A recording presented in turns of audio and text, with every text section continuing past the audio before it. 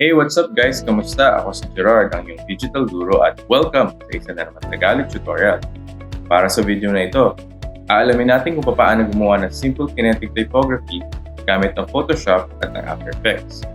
So, kung ready na kayo, tara, magsimula na tayo.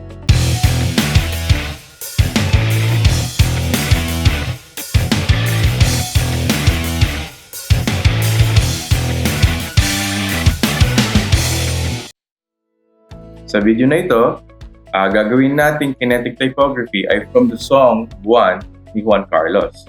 So basically, for demo purposes, ang kaya lang natin i-demo for this video ay pag-animate ng chorus ng song na ito. So, pwede niyong i-google ang song na ito. Pwede niyong i-google ang song na ito or ito na siya, nakasulat na siya at naka-design sa Photoshop. So dito, bago kayo magsimula sa kinetic typography, gawin niyo muna lahat ng mga designs niyo sa Photoshop. So kung nakikita ninyo, isang mahabang font ang ginawa ko. Tapos bala ko siyang i-animate pa ibaba. So basically sa ilalim ng puting ilaw, sa dilaw ng buwan, and then pababa, tapos hanggang sa pinakadulo ng chorus. So basically ang size ng font na to ay nasa 1280 by 2880 ako. So basically, parang times 4, 1, 2,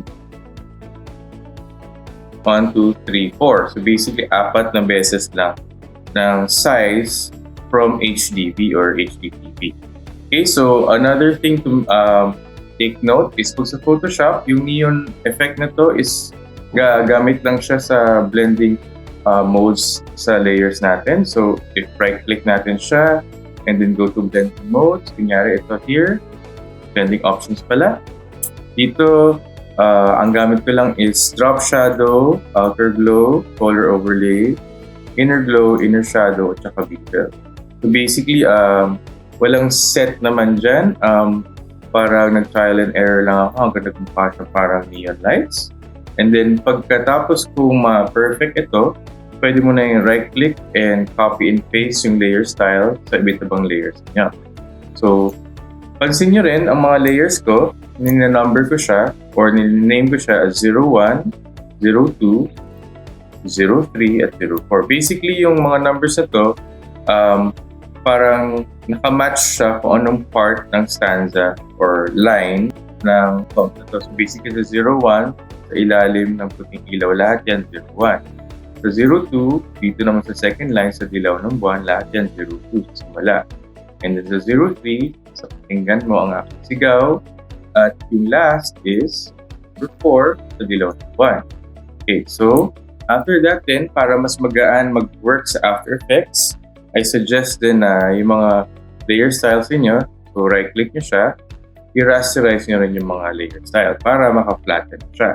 So, hiwalay-hiwalay pa rin yung layers niyo pero naka-flatten na para mas magaan. Okay, so enough of Photoshop, let's go to After Effects. So sa After Effects, gawin natin muna, gawa tayo ng main comp. Tapos, ang duration ng chorus is in 34 seconds. Tapos, let's leave everything sa default.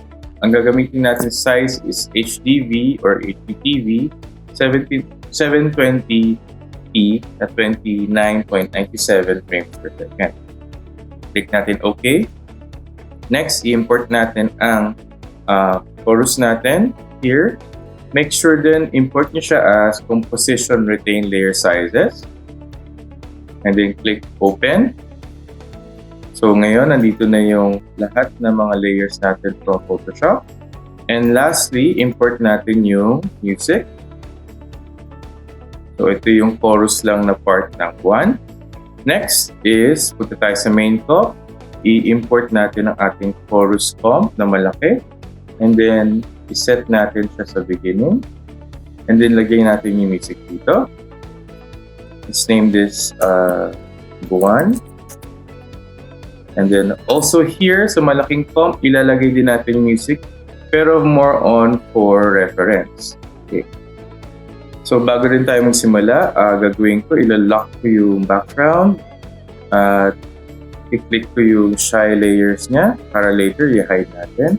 Tapos lahat ng mga layers na to, pansin 01, 02, 03, ito color code ko para mas madali kong makita at naka-organize siya. So dito, color code ko siyang red. Next, ito color code ko siyang yellow. Next, ito color code ko naman itong aqua. Ito naman, last is pink. And then next is, uusog muna natin lahat ng layers natin to the side. Okay? Yung music din, ilalock ko para hindi siya magalaw. So next is, isa-shy layers muna natin lahat ng ibang layers bukod dito sa first part sa 01. So select natin lahat to. Click natin yung shy layer. So nag-click and drag pa lang. At i-click natin itong hide all layers for which the shy switch is set. Basically, pag ni-click natin siya, andito pa rin yung layers pero naka-hide lang siya temporarily. Okay? Hindi natin siya magagalaw at all. So, by the way, para din mag-maximize itong window na to, pinipress ko lang ang kill key. Yun yung key before ng number 1 sa keyboard. Okay? Tapos ito, pwede natin i-preview to using the spacebar button, yung music. Or pag masyadong mahina ang computer ninyo or hindi kaya yung preview, pwede nyo press din ang control at period para ma-preview lang ang sound ng pump natin. So, press natin control at period.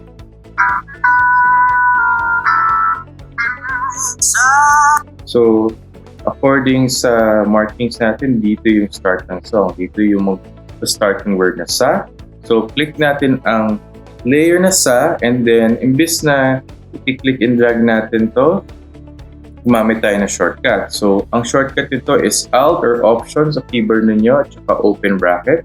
Kung nasaan ang time slider ninyo, dun siya pupunta. So, Alt, open bracket. So, sa. So, dito ilalim. Alt, Option, Alt or Option, tapos open bracket. So, ng Alt, open bracket, Bing, and then ilaw dito, tapos ano na natin yung record tayo, sabay na natin. So ngayon, let's also limit our work area or preview area na dito lang. So ang shortcut nito is B, kung nasa yung time slider, B para sa beginning. Tapos dito, N for the end. Okay, now let's press preview. So, kita natin medyo delayed siya konti. Usog lang natin ang timing a little bit forward.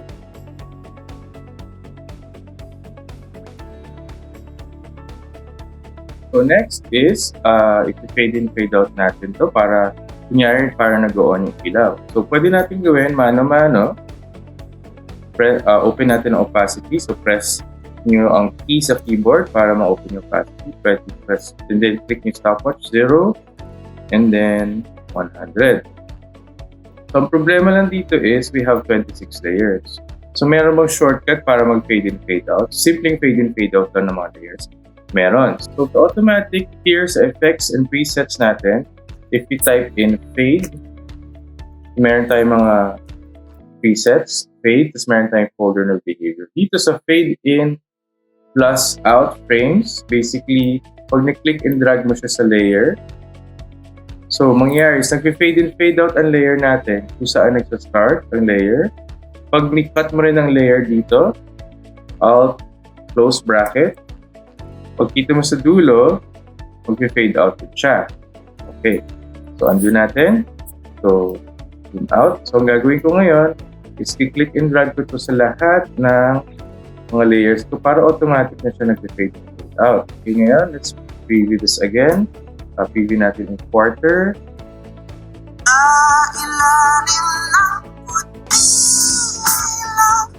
Okay. So, na-fade in na natin siya. Next is, gusto ko yung flicker effect naman ng neon lights. So, paano gawin yun? So, basically, gagamit naman tayo ng simpleng expression sa After Effects.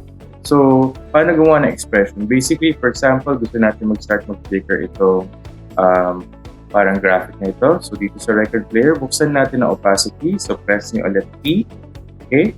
So, dito sa opacity stopwatch button, hold mo ang Alt, Op, or Option sa keyboard at click mo itong stopwatch.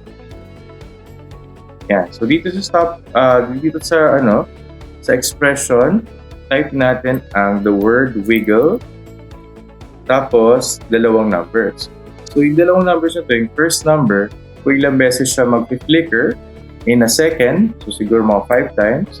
And then the second number, separated ng comma, kung anong value siya nag-fade in fade out. So basically, from 0 to 100 ba, or 0 to 50, or 0 to 20, etc. So dito, type natin siguro 60. So yan. So after that, let's check kung ano yung tsura ng 0 to 60.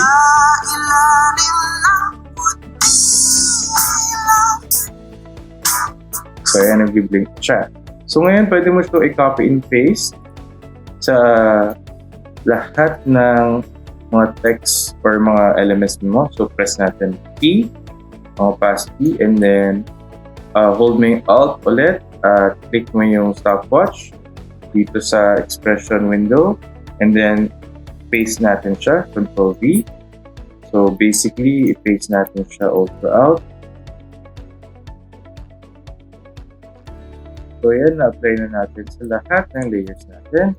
So let's have a preview again kung yung tsura niya.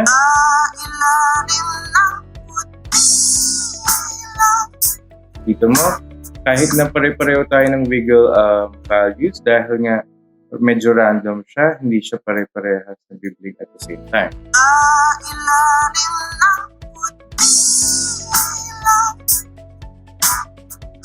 Okay, so next is, uulitin lang natin yung process sa iba't ibang parts ng video natin. So,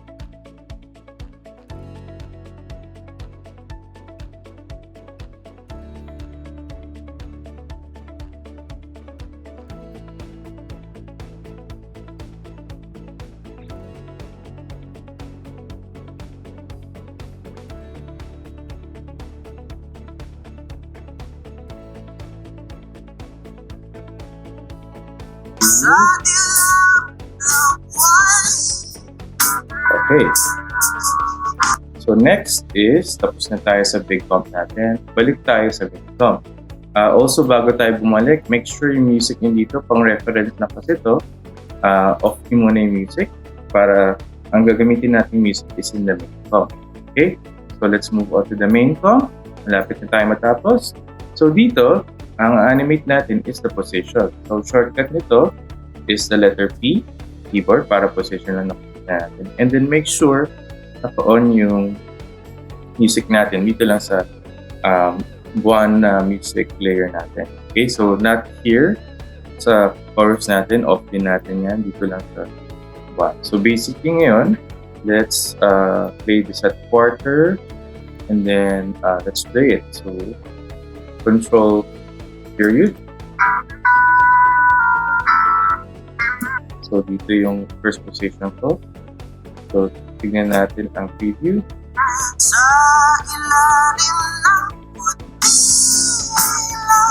So ayan, pagdating dito, gagawin natin dalawang keyframes natin from current position and then sa next position. So para mag next position, click and drag lang natin siya backyard.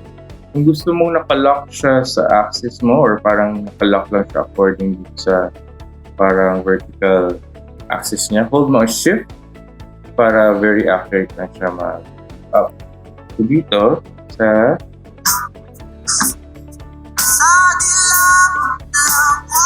okay, so next, dito, click natin yung position ulit. Ito yung starting position.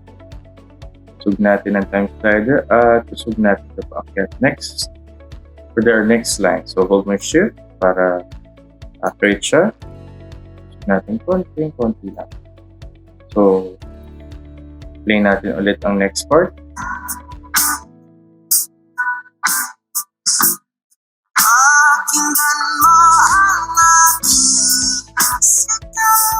Okay, next. Here, pick another starting position. Oops. Dito. At usog natin, it's gonna be the last line. Usog natin, nabili tayo. Then, usog natin ito paakyat. Hold mo shift. Hanggang empty siya.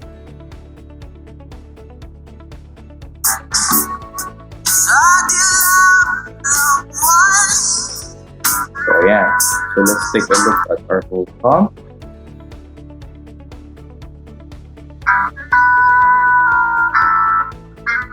Sa ilalim ng puti-ilaw, sa dilaw ng buwan, pakinggan mo ang aking sigaw. Sa dilaw ng buwan. Okay, so nagawa na natin yung animation natin. I-try natin siya improve. So, para ma-improve to, gawa tayo ng natawag na vignette. So, para gumawa nun, nagawa ko ng adjustment layer. Ito ako sa layer, new, adjustment layer. I'm gonna name this vignette. Tapos, mag-a-apply ako ng curves dito. Color correction, FX, color correction, curves. Tapos, didiliman ko yung buong adjustment layer. Next is, punta ako sa masks ko, magamit ako ng ellipse tool, tapos double click ko while the adjustment layer is selected. So, gagawa siya ng mask automatically. Yung mask, i-invert ko siya. Here. And then, tataasan ko ang feather. So, ngayon, meron tayong parang vignette. So, pwede mo i-expand yung vignette mo like so. So, pansinin nyo, ang difference ito is pag wala yung vignette, medyo very general yung mata natin. Pero pag naka-vignette, gina-guide yung mata natin to the very center. Yun yung natutulong niya. At dyan nagtatapos ang tutorial natin tungkol sa simple kinetic typography. Kung meron kayong tutorial requests, paki-comment lang sa ibaba ng video na ito. At sana nakatulong siya sa inyo. Ako po si Gerard, ang iyong digital guru. Magkita-kita tayo ulit sa susunod na video tutorial. Paalam!